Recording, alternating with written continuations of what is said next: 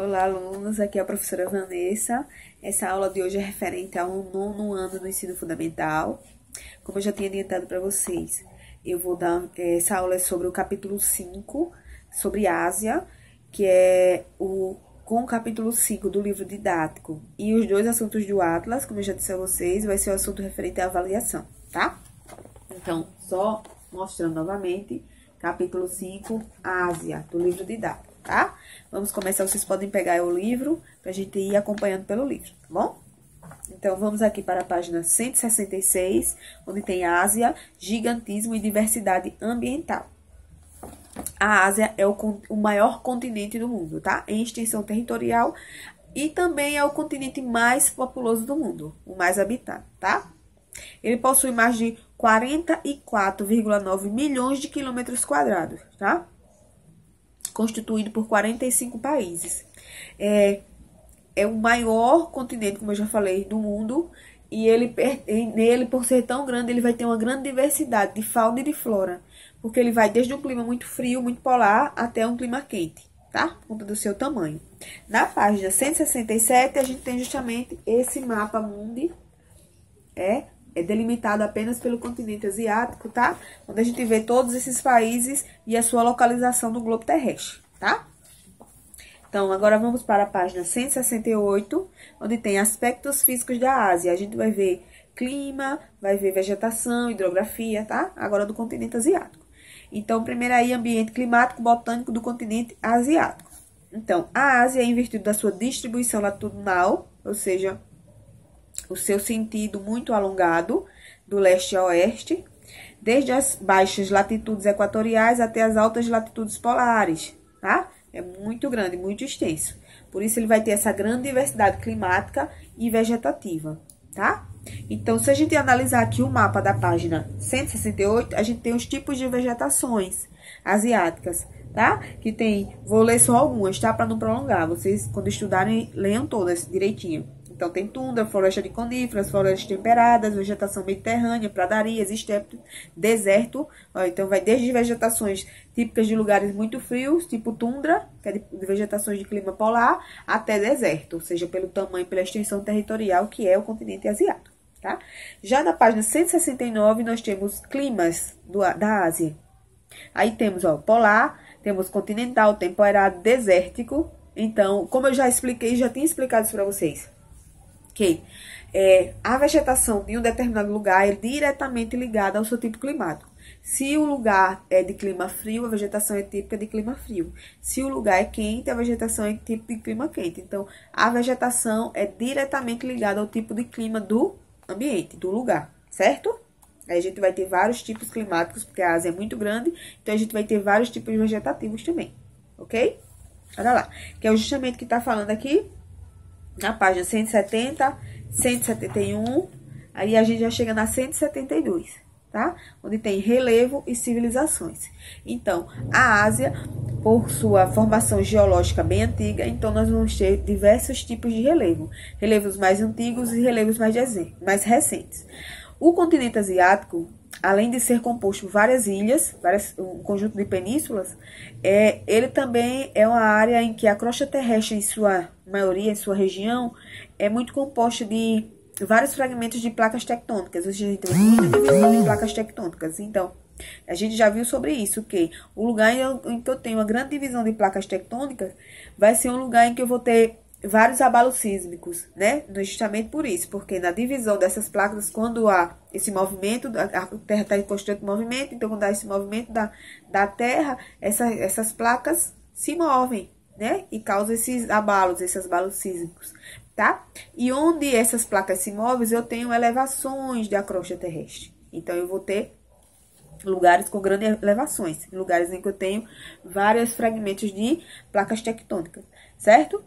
Então, por exemplo, na Ásia, em que a gente tem a maior cadeia de montanhas mais altas do mundo, que é conhecido, como vocês podem perceber aí, vocês vão encontrar quando ler a página 172, que é a cadeia do Himalaia, o maior conjunto montanhoso do planeta, que se estende de terras do sul da China, da Índia, Bangladesh, Nepal e Mianmar. É nessa região que encontramos o ponto mais alto da Terra, o Monte Everest. com mais de 8.000 metros de altitude em relação ao nível do mar, ou seja, bem alto, 8.000 metros de altitude, como ele fala aí, é o Monte Everest, o monte mais alto da Terra, tá? Por conta de, como eu já expliquei, essa crosta terrestre muito carregada de placas tectônicas, então a gente vai ter altas elevações, por conta do que eu já acabei de explicar a vocês, tá bom? Aí na página 173, nós temos essa Ásia física, mostrando justamente onde no mapa vocês encontrarem regiões mais escuras, são regiões mais altas, mais claras, regiões mais baixas, certo? E a gente pode pular agora para a página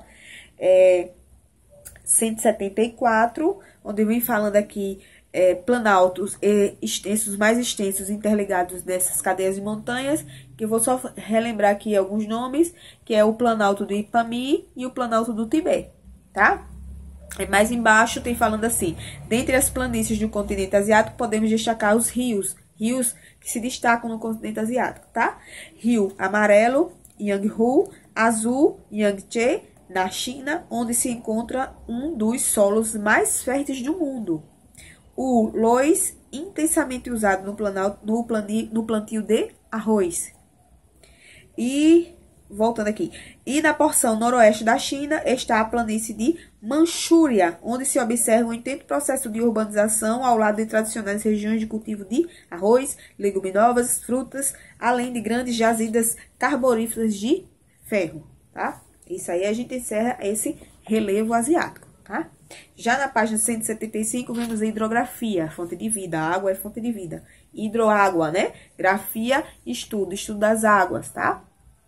Então, a gente vê aí que, vocês observem aí, no segundo parágrafo tem assim, dentre as principais bacias hidrográficas da Ásia, podemos destacar e vem Yangtze, localizada na China em seu extenso rio, nascente no Planalto do Tibete e deságua no litoral chinês, tá?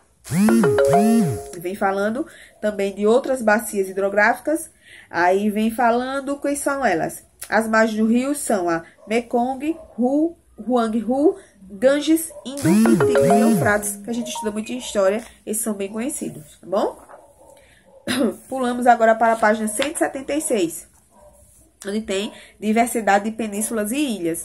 O continente asiático em sua maioria, é muito composto por conjunto de ilhas, muitas ilhas, tá? Que justamente são essas penínsulas. Então, a Ásia apresenta recortes litorâneos, onde se destacam diversas penínsulas. Entre elas, a Arábica, a Indochina, a Antólia ou Turca, tá? Isso aí é importante lembrar.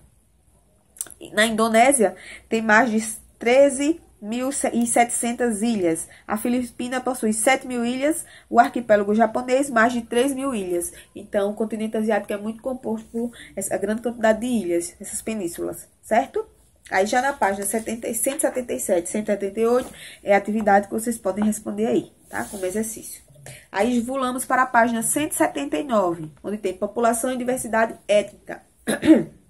Então, a Ásia, por ser muito grande, então ela vai ter uma grande distribuição dessa população, que mostra aí no livro, quando vocês analisarem, no livro tem dizendo que em 2016 já eram aproximadamente 4,436 bilhões de habitantes, ou seja, cerca de 60% da população mundial, ou seja, muita gente, apesar de, além de ser muito grande, é muita gente morando no continente asiático, certo? Aí vem mostrando justamente no mapa abaixo essa distribuição da população asiática. Percebam que, em sua maioria da população, estão mais localizadas na região sul e sudeste asiática, onde está a maioria da concentração da população asiática, certo? Pulamos agora para a página 180, onde tem distribuição étnica, por ser muito grande e por ter, como ele fala aí, em virtude da grandiosa população e sua natureza que impôs dificuldades de intercâmbio entre os grupos humanos que desde milênios habitam o seu vasto território. A Ásia é uma verdadeira concha de retalhos étnicos, tá? Então, tem essa diversidade étnica porque tem vários povos espalhados, tá? Então, eles têm culturas e costumes bem diferentes. Tá? E essa distribuição não é por igual, como a gente viu no mapa anterior, é mais na parte sul, então vai ter uma grande diversidade entre, por exemplo, o sul e o norte asiático, vai ter uma grande diversidade étnica, tá? Dessa população. Pulamos agora para a página 181, onde fala urbanização caótica. Por quê? É um continente topado, como se diz, né? Cheio de gente ali. Então, imagine uma cidade cheia, com a população muito cheia. Como é que se dá a urbanização? Não se dá de maneira, não consegue, muita gente não consegue se dar de maneira organizada. Então, geralmente, essa urbanização acontece de maneira caótica, meio que desorganizada, por conta dessa grande quantidade da população, certo? Então, a gente, assim, pronto. Agora a gente termina justamente nessa página aqui o assunto, na 181, tá?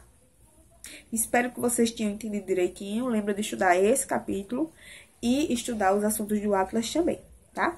Qualquer dúvida é só falar no e-mail que eu respondo pra vocês, tá? Um beijo e boa prova pra vocês.